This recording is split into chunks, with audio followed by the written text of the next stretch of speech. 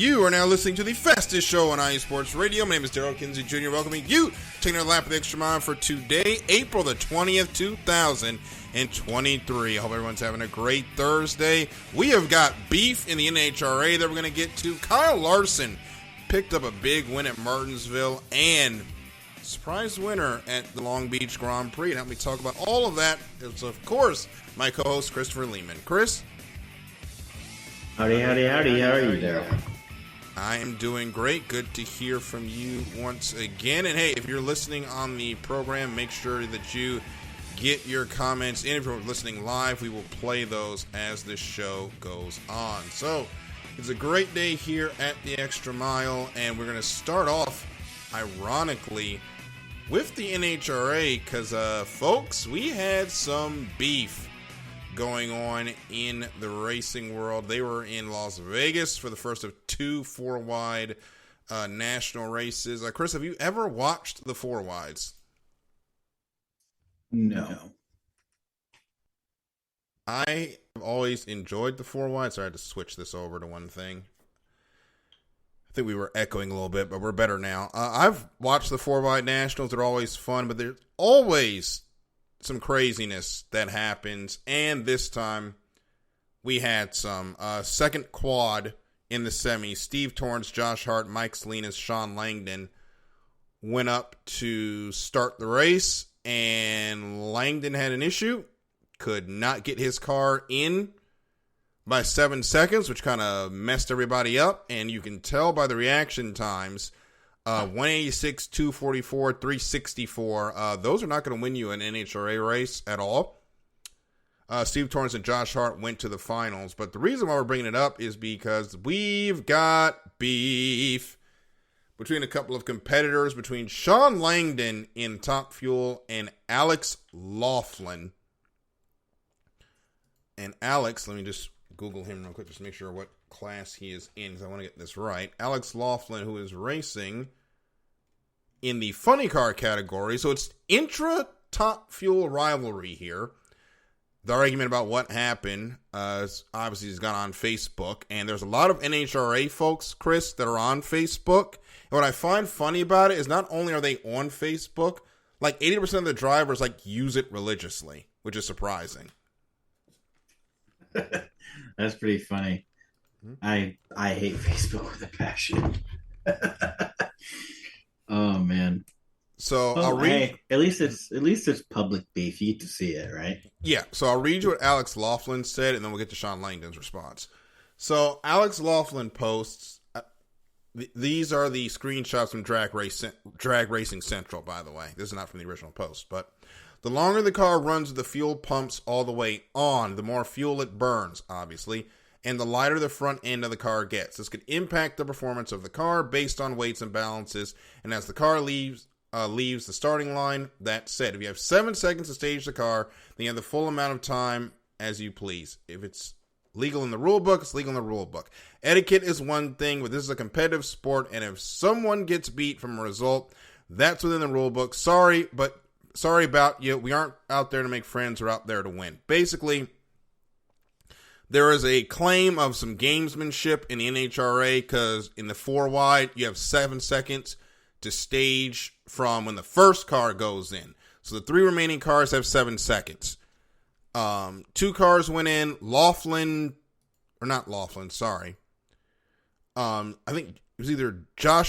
Langdon didn't get in at all. Josh Hart, if I remember correctly, was one of the last to get in. And that caused some issues as Hart was kind of waiting for Langdon to go in. Langdon could not get the car to go in for whatever reason, so Josh Hart goes in last. And Langdon ends up getting timed out. Sean Langdon took exception to what Alex Laughlin was talking about when it comes to the gamesmanship. This was his reply, and he tags Alex Laughlin when he says this. I never cried. I accepted 100% full responsibility for what I did and apologized to other teams, and I understand what happened with Josh in the quad. Torrence knew going into the round after his round 1 with him.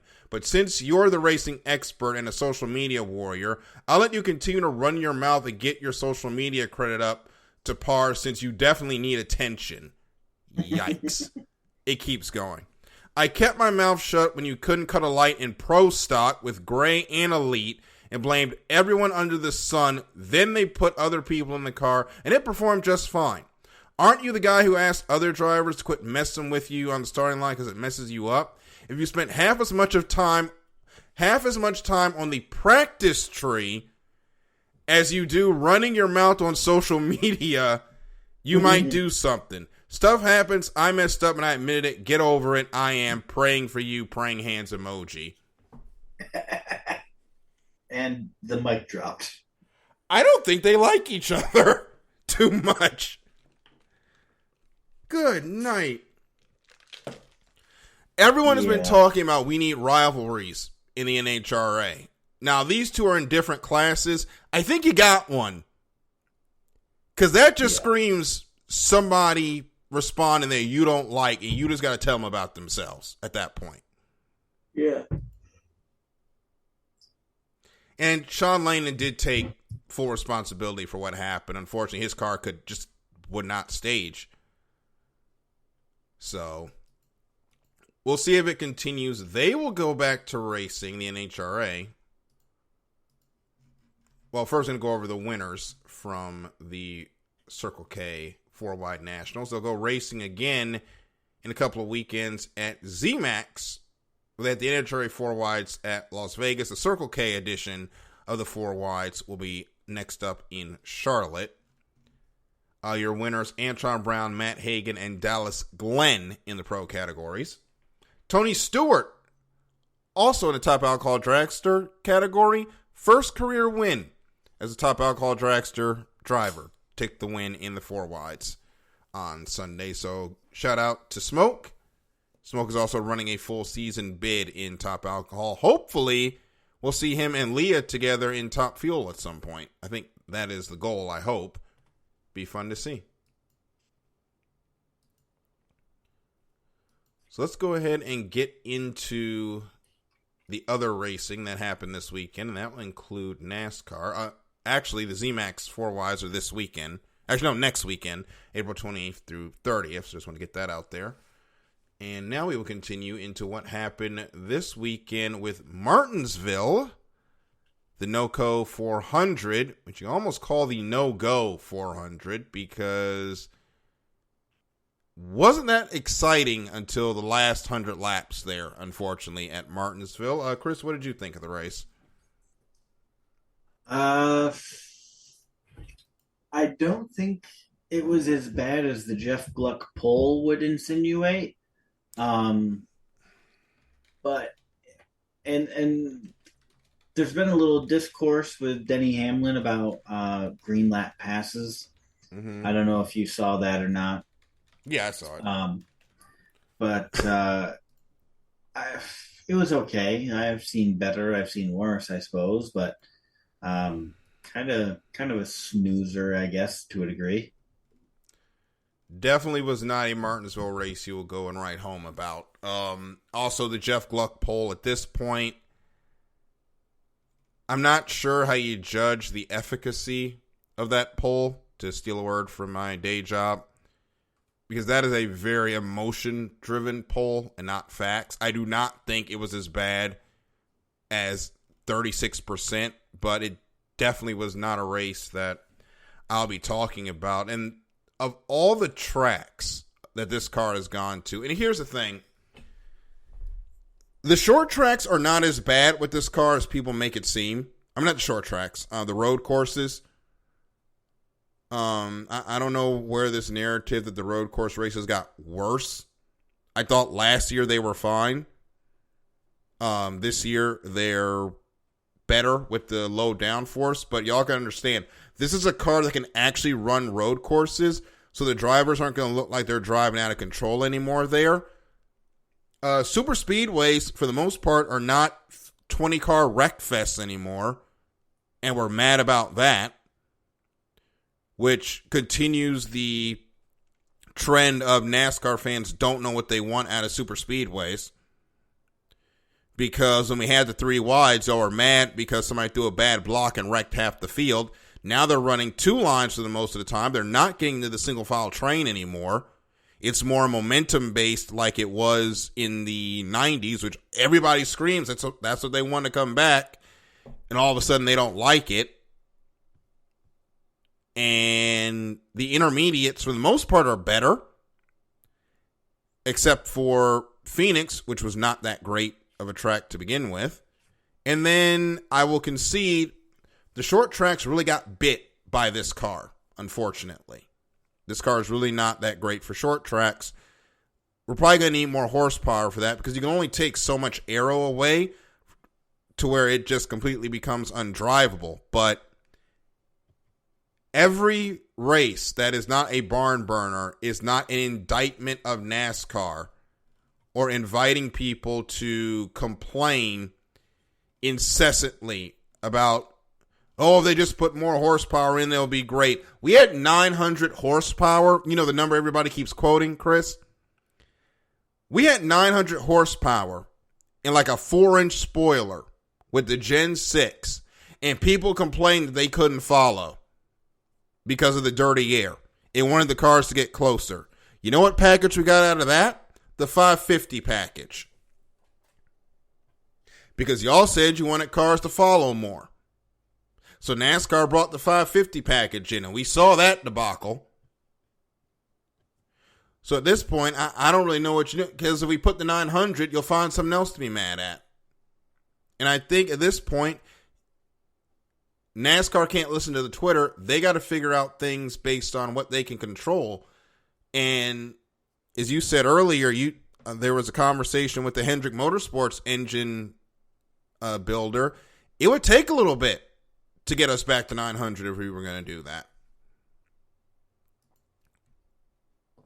Yeah, basically, he said something like, if you gave us the green light to run 900 year round, we would not be ready for next season. Mm-hmm. And that, I mean, I've seen that in the last week or two anyway. So, I mean, they need time. And kind of just to touch back on what you're saying, Daryl, it sounds like NASCAR is going to have to, and I don't know how it works, but they're going to have to do some sort of DRS push to pass. They are going to need to come up with their own gimmick to help these cars pass.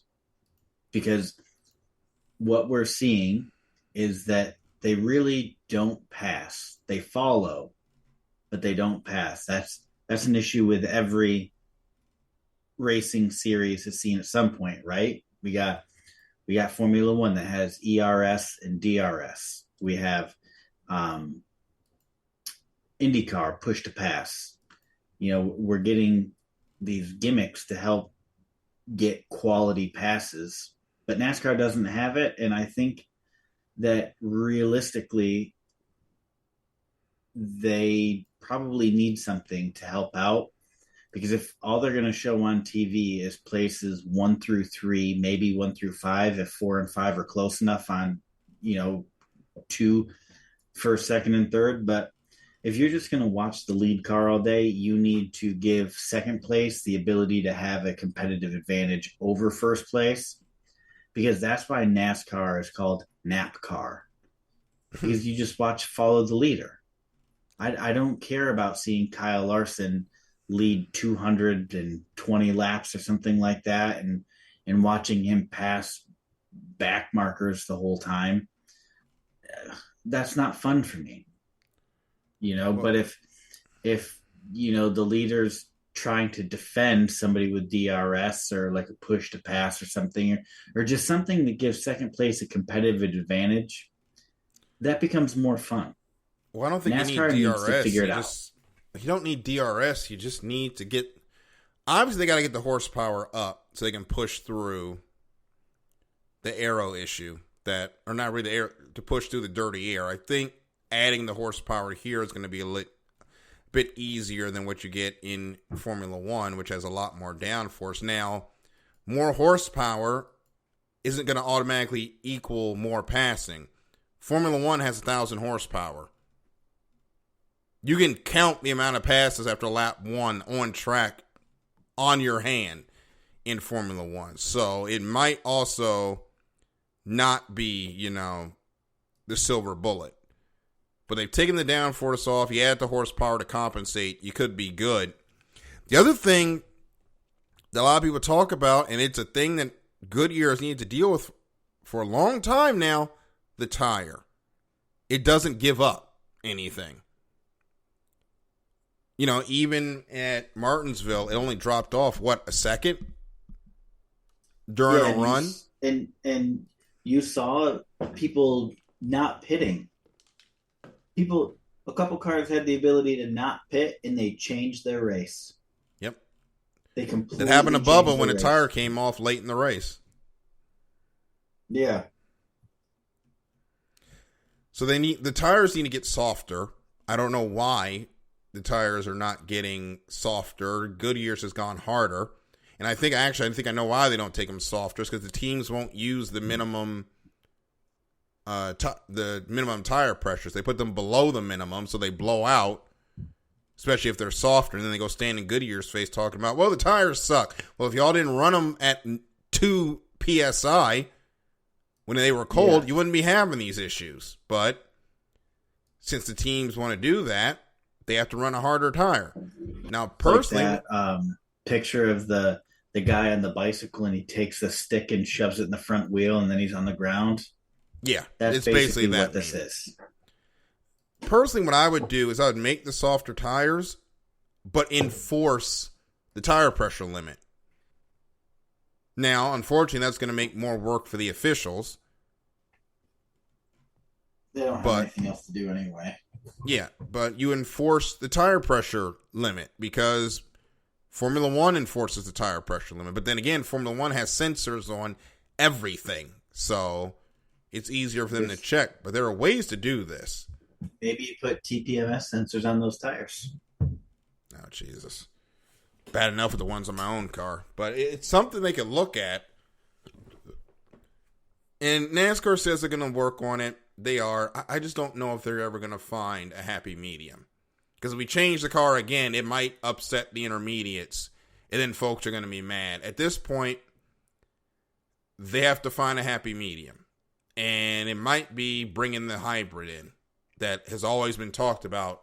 Pretty much since this car has been developed. There's always been the question of whether or not there's going to be a hybrid system.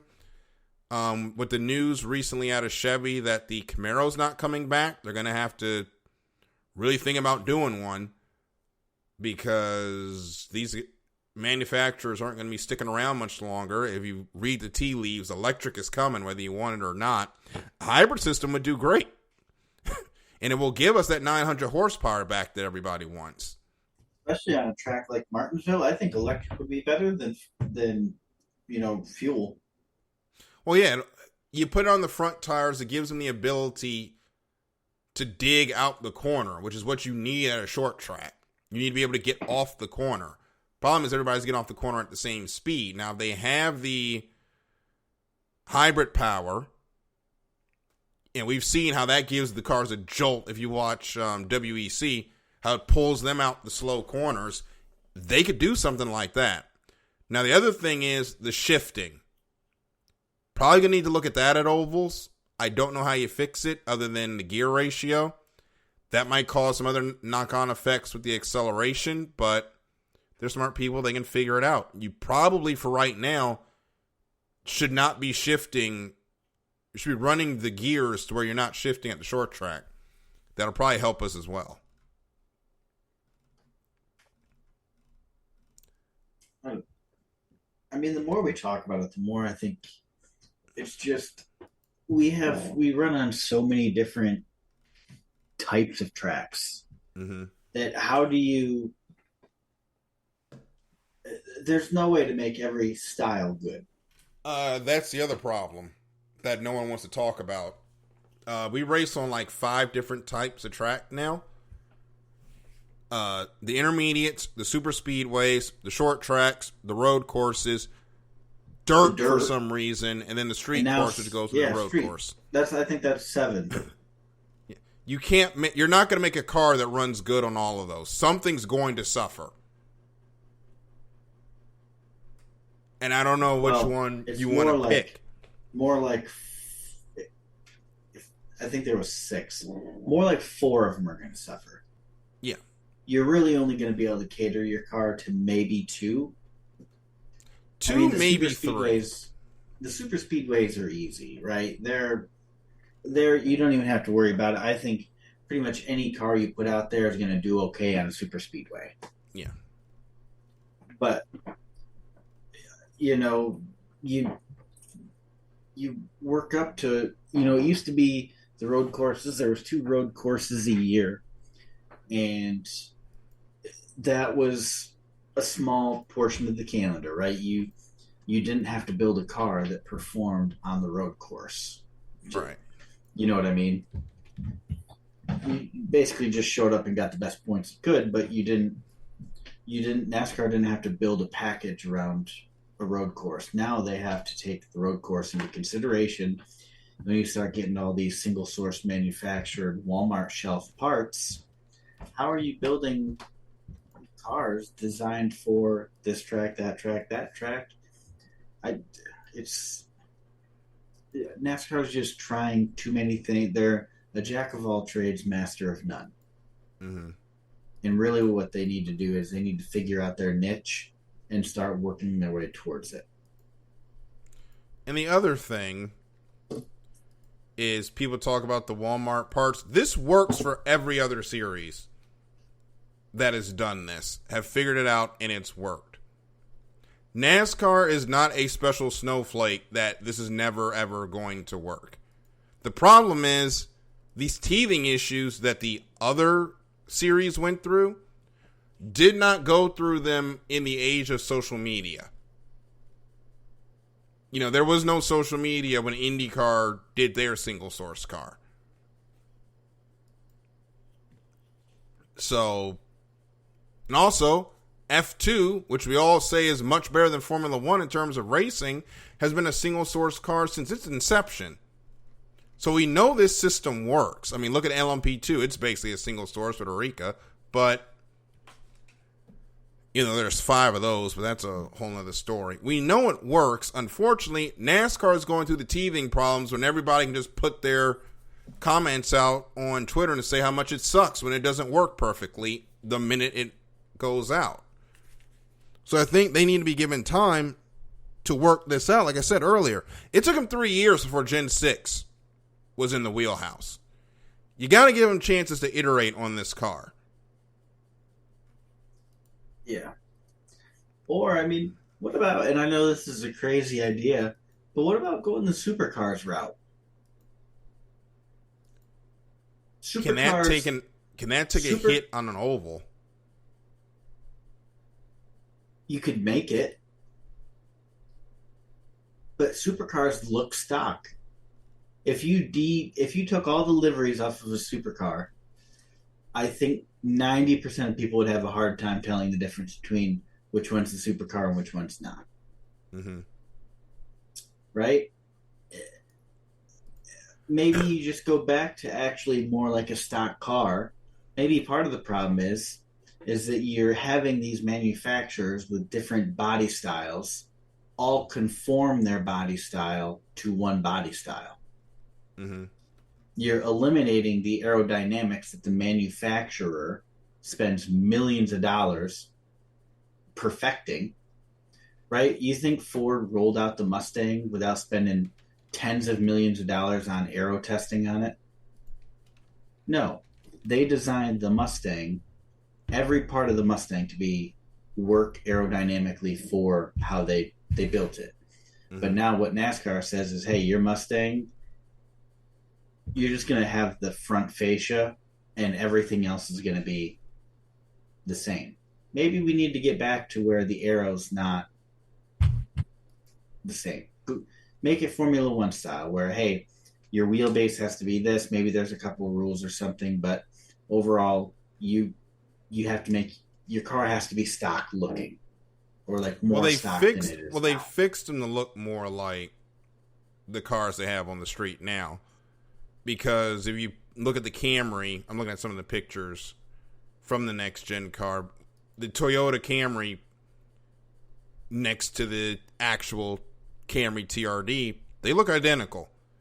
And the same goes with the Mustang and the Chevy. You know, the Mustang is a bit more compact at the rear than the Chevy is. It's a bit more extended, and the Camry has that similar shape as well. So they definitely have differences again compared to what it used to be when it was just the box running around there. Yeah, but I mean, like the wide body kit. Yeah. They don't need to be wide body. I like the wide body stance. Well, the other issue is, if you've been keeping up with the supercar, is the issue of parity. You know, then we get into the parity thing again. Because they're having this complaint right now because Chevy has swept the races so far down there. So now they're trying to do the success weight to slow down the Chevys. And that's what we were trying to get away from when they went to the COT. Because remember, in the Gen 4, it was, the Dodge had the bullet nose. They're more aerodynamic, so they changed the aerodynamic for the Dodges. Then 2 weeks later, they'd have to change the Fords to give more back to the Dodges. And then 3 weeks later, Chevy's complaining, so they have to change all of it. And NASCAR was tired of doing that. So they just said, screw it. You guys are all going in the same box. Now, they've come back on that a little bit. I don't want to go back to that because it was really annoying. And it was a lot of unfortunately, the gamesmanship that we see with BOP in sports car racing, where people are trying to play the game and not run the race, if that makes sense. So, just to jump back to the supercars, Chevys are dominating. Mm-hmm. Look who's driving Chevys. That's why they're dominating. Yeah, some of the best teams in the sport.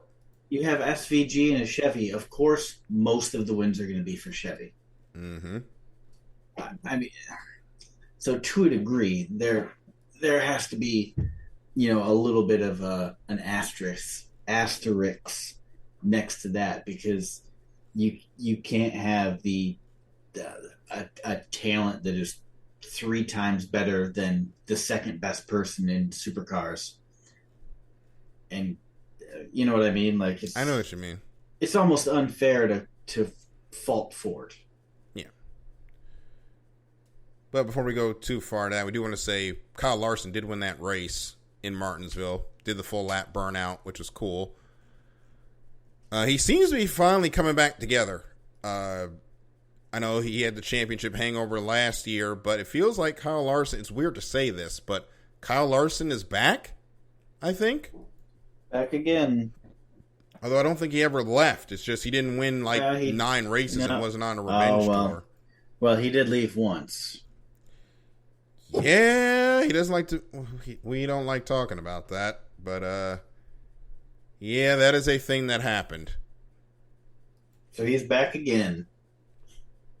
Hopefully for longer this time. But anyway, so we're going to Talladega with NASCAR this weekend. This is the race where I look at it and say anybody not named BJ McLeod can win this race. But who knows? Watch, Daryl. Watch there be like a big accident and it sweeps out literally everybody but BJ McLeod and he wins on default. If that happens, I will laugh hard. What would out of curiosity, let's throw a hypothetical out there. Let's say there is a big one and it sweeps up all but 2 cars. Mm-hmm. Would they run it out to the end? Yes. In 2000, I think it was 2001, in the Xfinity race that wiped out basically the entire field, they had 3 cars on the lead lap after that wreck, and it happened like 15, 20 laps in. They ran it out. It was not the greatest race ever. But there were more cars on track than just the 3? Yeah, but everybody else was broke down.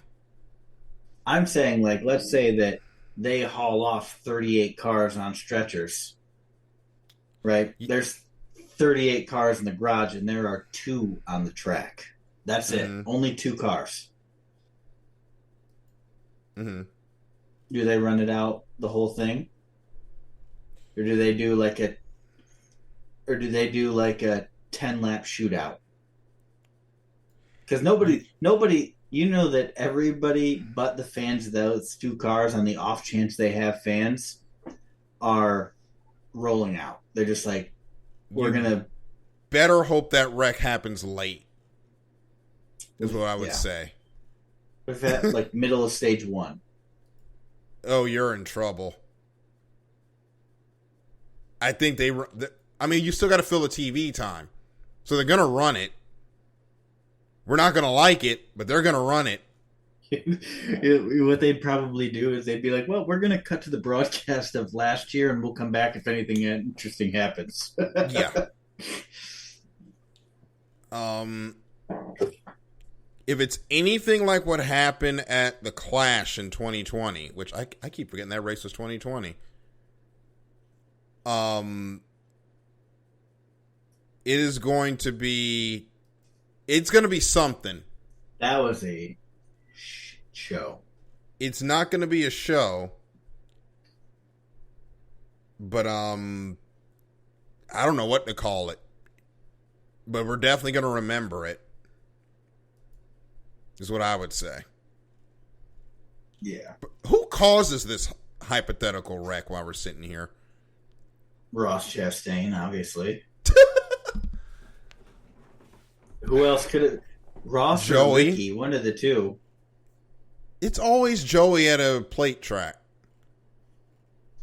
No, it's always, well... Joey either wins... everywhere. Joey Logano at a plate track either wins the race or causes the dumbest wreck in existence. He is and there's the true no definition in between of checkers or wreckers when it comes to plate tracks. Yeah. I respect it, though. I do. But it's either he dominates or it's, what are you doing? You know, Brad Keselowski's kind of a bonehead at plate tracks, too, though. He did send Carl Edwards into the fence, so you're not wrong. And William Byron in practice. Yeah, he did that on purpose to send a message. And I was actually going to that race. Unfortunately, we didn't get to see the Cup race. But, like, dude, it's practice. That's not when you should be doing that.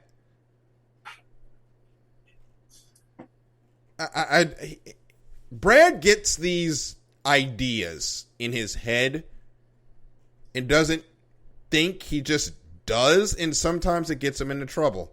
Like that day. Oh, random question. Did Hocevar ever get penalized for that, whatever he called that sad attempt at retaliation? No. So I think he goes on the suspension list. That he does. It was him, right? Yeah, that was Carson. Yeah, I only saw like the Twitter replays and outrage. Yeah, I think he had a popped tire, though, when he tried that. I don't think he knew the left rear was down. Apparently, or the right rear was down. A long history of doing that. Yeah, Carson in the Truck Series has a history of turning folks. Or making some moves that some would say are a little bit dangerous. Yeah. So he has got to fix that because they're not going to deal with that in the Cup Series. Although they need, like Noah Gragson was a couple of years ago, the series needs to step in, take him aside and say, Carson, you can't keep doing this.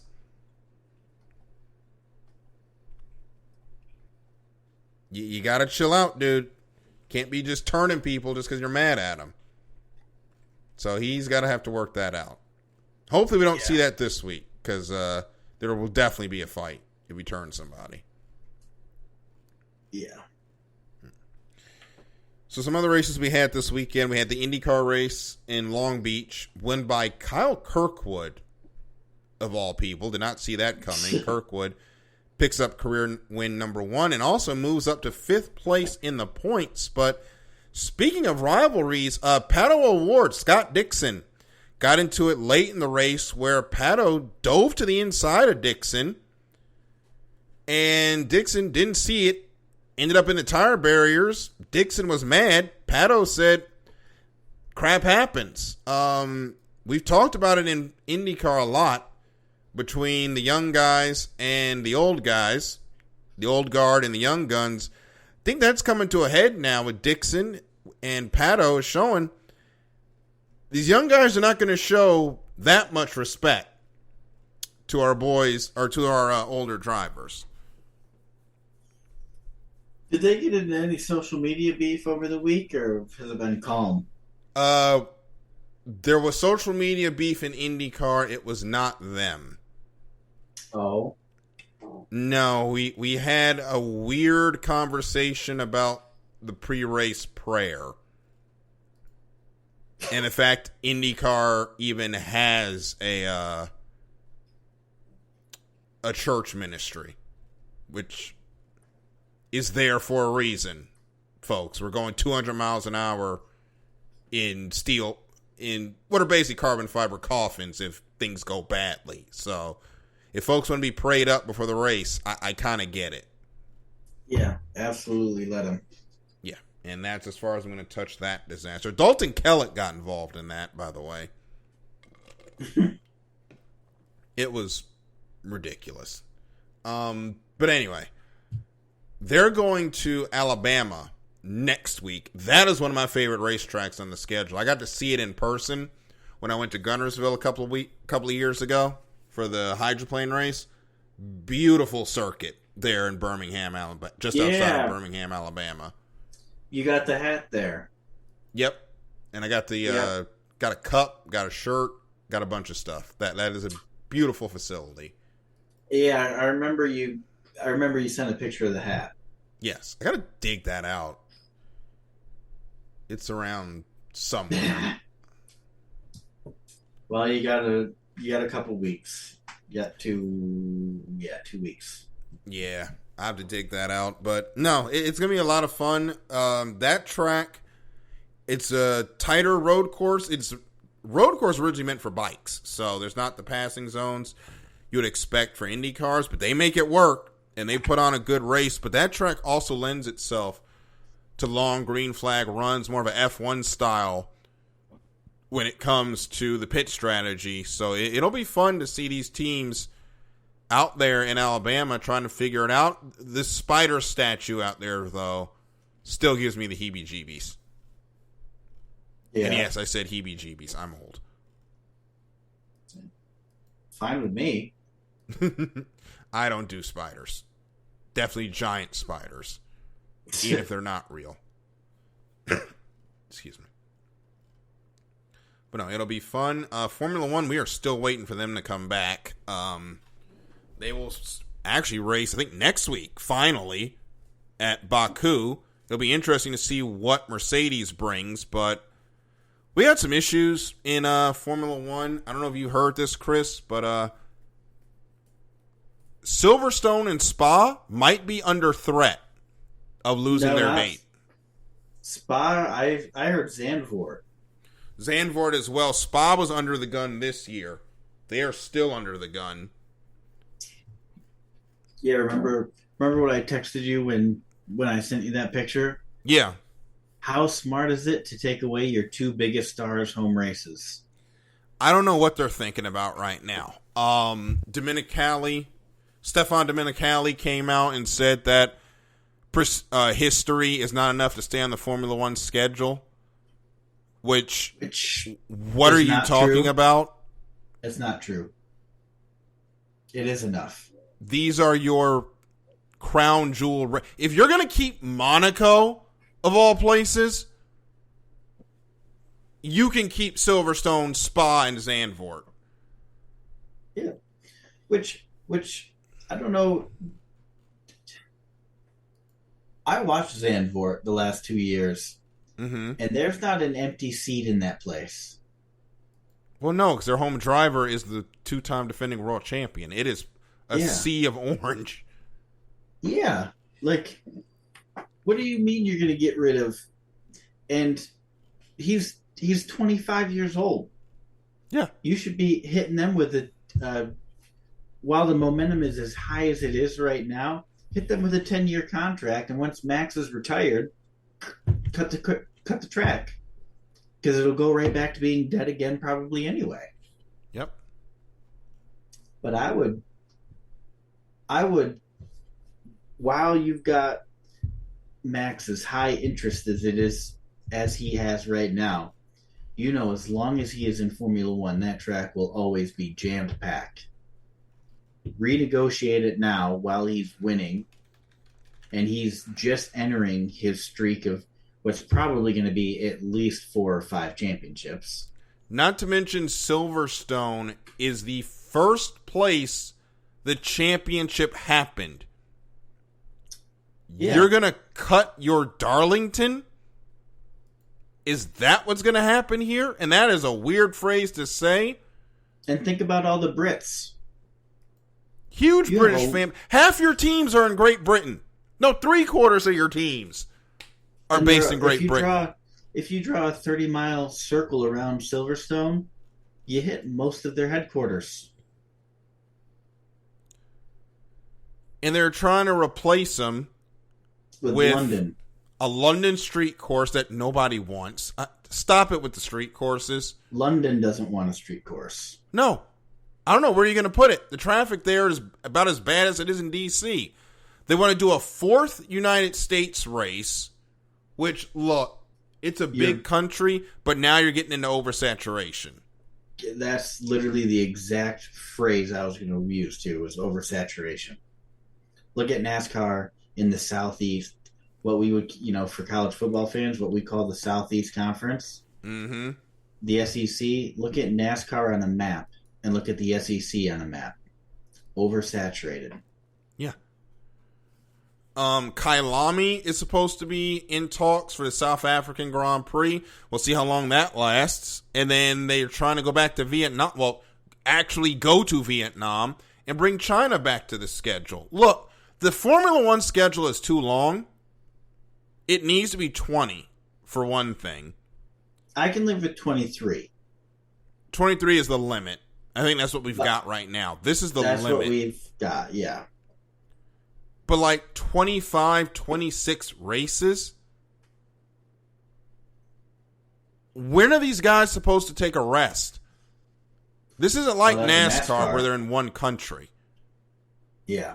And I think we've talked about this before, but I just got to bring it up and just explain how insane this schedule is.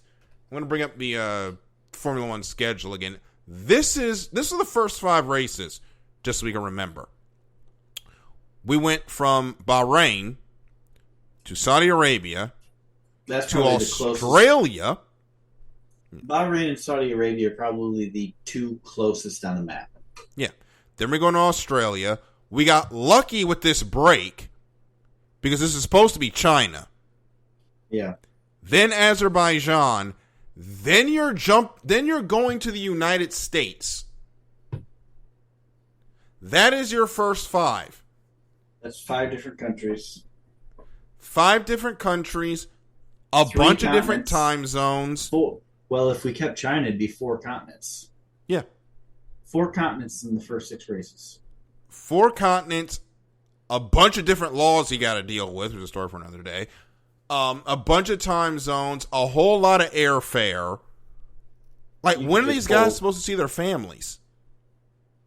You could just pull a Kyle Busch when it comes to international law. Don't do that. Please do not take your carry pistol to another country because you forgot to put it in another bag. Please and thank you. But anyway, people talk about, well, the drivers paid for it. This is what they signed up for. The drivers aren't the only people to think about. It's the road crews. It's the guys that sit on the box. It is the receptionist at the team hospitality trailer. All those people are not getting paid the millions that the drivers are, and they don't see their families from March the 3rd to November 26th. You're asking a lot of people in this sport. And you're going to add 3 more races to this? Where? Are we starting in February? Are we ending in December? March to December? Well, you cut into the summer break. God, probably. You'd have to. That's the only place you can't extend out more. Like you're bound with March 5th. Well, you know what I mean. First weekend of March to last weekend in November. I mean, you are locked into that. You can't extend out. I mean, that one year they extended into December, which was 2021, which was, I think, COVID related. That was awful. I don't want to do that again. Yeah. And for many reasons, not just. God, we know how I feel about that race, and we'll just leave it at that. But not only that, the back-to-backs. We've got a triple with Italy, Monaco, and Spain. At least those are relatively close. Relatively. And at least for the drivers, not for the teams, but at least that's actually really centralized to Monaco, where most of the drivers live. Yeah. I mean, that's the only thing with the triple threats is that they're moderately close. You got Italy, Monaco, Spain, and then you got Austria, Great Britain, Hungary, Belgium. Actually, you got four. No, sorry. It's Great Britain, Hungary, Belgium before you come back. But even still, those triples, they take a lot out of you. Like, they're not easy to deal with. No. So they've got to do a lot of soul searching on what exactly they are trying to do with the Formula One schedule. And what is this sport trying to be? This isn't NASCAR. You can't run this many races. Not to mention, some of these have sprint races. So it's actually more like 30 races, not 23. And you're trying to do that, by the way, on 3 engines and 2 gear control electronics units. Ask Ferrari how that went for Charles Leclerc. Sorry, Michael's not here, so I can make that joke. But yeah, they blew through their allotment in 1 week, which is crazy. Yep. Like, Formula One has got to do some soul searching. They got to stop and think. Not about the money. And you know what's it's self-assured destruction. Yeah. Right? The reason that NASCAR, honestly, is not as popular as it is partially because there's 36 points-paying races a season. That's too many. They need to cut that down to 28. They have oversaturated big time. Mm-hmm. Formula One has limited availability. Mm-hmm. Right? You're not asking people to do every weekend. In fact, you're not even asking them every other weekend. Sometimes you get, we got like the summer break and it's not a huge time ask of the fans. Whereas NASCAR is just like, it's like social media. They are actively vying for as much of your attention as possible. I am completely shocked that NASCAR isn't upping their number of races. Yeah, but where would you run them? I'm just surprised they don't. Their answer seems to be more racing, right? We have too many races, but they refuse to listen to reason. They need to back off 36 races, and that's really 38, 39. Yeah, because you got the 3 non-points races. Yeah, so 39, and they are their own individually dedicated weekend, sorry,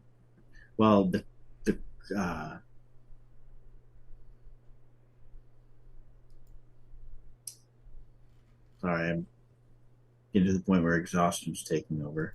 No, it's fine. We're getting close to wrapping up anyway, but I get the point, Yeah, it's just it's too much. It's too much. Like, I'm to the point where I don't miss races, but now I'm to the point where sometimes I'm just like, I got better stuff to do. I don't really want to watch the race, and I don't watch. Last year, for instance, How many times did I say to you guys, "Oh, you're gonna have to cover the NASCAR race" because I didn't watch? They ask for too much of my time, and I'm getting to the point where I'm done giving them that much. I Well, there might was a just give couple. them Yeah. the 23 weeks that Formula One gets. I might just watch 23 NASCAR races and leave the rest to just not watching. Well, remember there was a couple weekends last year where Mary wanted to go do something else. I wasn't sitting on the couch watching the races all day, so we went and did other things. Yeah, And NASCAR is oversaturated. in a couple of weeks we're going to the Nationals game, so we might catch the end of the NASCAR race, but we're not going to watch the whole thing. And you're not going to run home to see it. No, I mean the baseball game's going to end 30 minutes sooner, so we get back to see more of it. But I'm not exactly running home. Yeah, that's how it is with us too. Like, well, I don't know, a couple of weeks ago we were somewhere, and Steph was like, "Oh, do you want to watch the race?" I was like, "I don't really need to rush home and watch it." Yeah. We also don't want to cut into family time. Like, there's a lot going on now. Well, we For watch all it of as a us. family, though. True. I mean, we all sit down and watch it. I mean, Henry doesn't really watch it, but he can say Max Verstappen. Not that that's not, but he can say Max Verstappen, and he says it a lot. Mhm. But yeah, I mean, I I'm just getting to the point where NASCAR's beginning to be too much of a time ask for me, and I think I'm going to drop down. I'm not going to watch every race every weekend. I think I'm going to kick down more into the mid 20s and just kind of pick and choose which ones I want to watch. Well, it's not only that. You're not the only one that's thought that. Look at the ratings. Yeah, Everything was down till Martinsville, and that's only because Chase came back. yeah. I really think they need to drop about 10 races off the calendar. It needs to be 28 like it used to be. And to be completely honest, and as painful as this is to say, Mm-hmm. I don't think I don't think maybe the outside of Daytona, any track should have two dates anymore. Well, you're not the only one to say. I've said that. I have always defended Martinsville and Bristol as Mm-hmm. you should never touch their second dates, but now I'm to the point where I'm like, take them. Take the spring races. Martinsville, I'm not the biggest fan of the dirt thing. If we can't run that spring race or fill those seats without putting the dirt on it, move that date to the fairgrounds and just say we're not going to race at Martinsville only in August where everybody wants to see them. At this point, what I'd like to see is either NASCAR push their season start back a couple weeks. mm-hmm. Half the first 8 races get rained out anyway. Yeah. Or have some sort of rain. Push it back 4 or 5 weeks. And then with the other 4 or 5 weeks, take a summer break. Give us like the last 2 weekends of July and the first 2 weekends of August. Give those to your fans to. I mean, I understand that it's your choice to watch, and if you know what I mean, but for some people, there's diehards that will plan like, nope, there's a race. I want to watch the race. You know, you don't want to miss a race, and that's completely fine. But you know, NASCAR's got to give us our summer. Why do we only? How come the only Sunday we don't race is Father's Day? That is a great question. We used to have a lot more off weeks than this. The days that dads can say, I just want to sit on the couch and watch the race. But you do a special throwback weekend on Mother's Day. Why?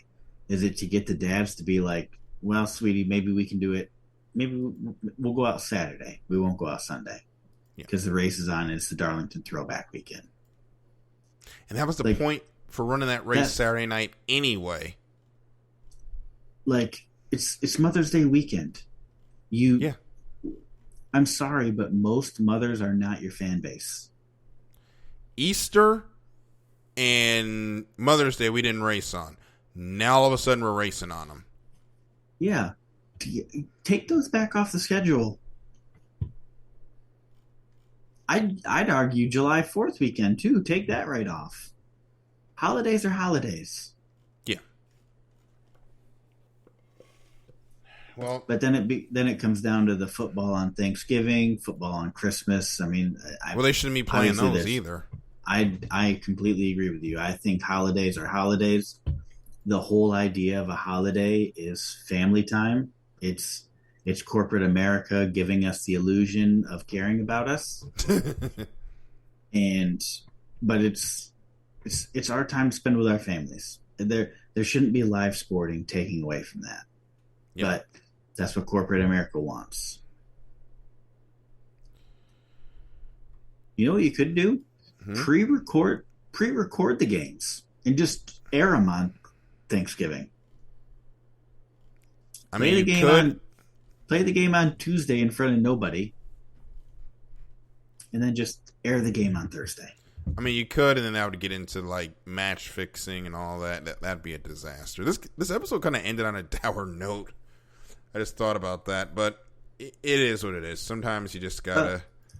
No one record. We can spend the next 10 minutes on happy stuff. Well, we got to do nearest the win before we get ready to get out of here. And nearest the win, I apologize some points back to not only you but to everybody. I've been kind of off on that the last 2 weeks. Things have just been crazy. Yeah, I've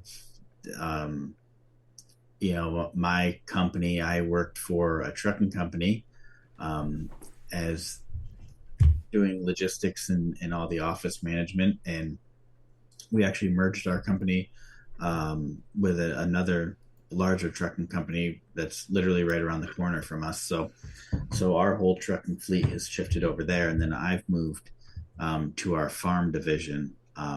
So I've been learning the office side of the farm, doing more accounting where I wasn't touching accounting before. So I'm basically learning accounting. And it's also spring. So like today I was out in the field all day. I mean, that's nothing new for me. I'm out in the fields every spring, but, so I've just been busy, and I apologize for not being on it and putting out the Monday morning and Thursday morning blasts like I've been doing. So I'll try to get back to getting those in.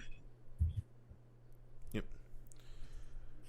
So here are the points as we are sitting here. Matt White continues to lead. That lead has shrunk though to 182 to Chris's 189. Taryn third. And there's an asterisk there too that we're gonna have to sort out with Matt as well. Yeah. Unfortunately, and I'll go into what happened there. One of the IndyCar picks, unfortunately. And to be fair, this is on us. When he made the pick, we should have said, hey, you picked the same guy twice in a row. You can't do that. So it is on us for accepting it. So anyways, Daryl, you can go back to doing what you're doing. So unfortunately, at the start with St. Petersburg in Texas, Matt picked Joseph Newgarden twice, which wasn't eligible. We missed it. My thing would be to just give him the second place driver and move on that way. Just add one and move on. Since we missed it and didn't catch it till now, it wouldn't be fair to strike the points. Yeah. So you just move him back. We'll just give him second place points, and whoever finished second there, and keep it going, which would keep the lead. It would just make it slightly smaller, but 6 points as opposed to 7. Yeah, so it's 183 to 189, but that is on us. That is not on Matt White. We apologize, so we make that right, at least for the score, to keep the lead. Taryn has 229. I have 230. Michael and Larry, not too good. 259 and 270. They are not out of it by any means, though. We got something special cooking for May 28th. We'll get into that when we get closer. But this week, it's just saying. I mean, on these triple header weekends, though, Daryl. I mean, look what happened last time we had a triple header weekend. Your 4-week reign at number 1 plummeted you down to 4th. Yeah, and it didn't help. Because Albon crashed, and then Bubba finished 27th because he wrecked out early. That killed my points lead dead. Yeah, I mean, thank goodness for Dixon holding it up. He was your only bright spot that weekend. Yeah. Actually, no. April 2nd. Yeah, that was when Denny finished 20th on April 2nd. It was a couple weeks later. It was the next week when I got punched out because I picked Kyle Larson over Bristol Dirt and he finished 35th. Yeah. That hurt a lot. So that is my luck. I'm hoping to turn that luck around here at Talladega, where I'm taking Bubba Wallace to take the win, and Chris, you're taking Eric Jones. Yeah, and cautiously optimistic, and we'll reach out to Michael, Matt, Larry, and Taryn and get their picks, and we'll get them before Sunday. But yeah, and then that's all we got this weekend. Yep. So we just got Talladega. Do we have V8 supercars this week? Although that's not really for picks. That's something to watch. I think they're going to Perth. I think so. Here soon, but I don't think it's this weekend. I think it might be next weekend. I don't think it's this weekend. Nope, it is this weekend. Oh, it is. Yes, I can watch that on V8 Super View, although I'll be catching some of that the next day because practice starts Friday at 2:25. No, it's next week. Sorry. 28th through the 30th. They'll be racing in Perth for the Super Sprint. And they're going to start at 2:25 in the morning. So that's not going to be fun. Yeah. Anyway, so we're going to get ready to get out of here. Remember, Chris is at Fiji Sims. I'm at DK Jr. DK Jr. 12. If you want to get us on Twitter, make sure to follow all our social media pages on Facebook, Instagram, and TikTok. Oh. And if you missed anything of any iSports Radio show, you can catch it wherever your podcast can be heard. Yes. Oh, this is going to be something to watch, Daryl. Mm-hmm. I just saw on Twitter that according to Red Bull, 6 teams breached the cost cap last year. Woo! Now, that is Red Bull saying that, so take it with a grain of salt, but that's some late breaking news. If that is the case, oh boy, has this thing really not been working well at all at keeping the costs down? Oh man. I'm telling you, and this is a discussion for another day because we're trying to get out of here, but I think the penalties work, right? The wind tunnel penalty. Mm-hmm. I think that would have been sufficient for anybody who is not currently employing Adrian Newey. Yes. But the fact of the matter is, that guy doesn't need to put a car in a wind tunnel. He just looks at it and knows. Mm-hmm. And the wind tunnel penalty is reliant on the other teams being competent enough to make gains during the times that they have that you don't. Yep. And that's all I've got to say about that. And again, if you've missed any episode of any iSports Radio show, that's where any podcasts can be heard, as well as the YouTube repository.